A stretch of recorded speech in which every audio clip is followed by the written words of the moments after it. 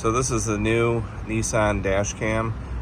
It's going to shoot video inside the cabin along with the front-facing camera as well.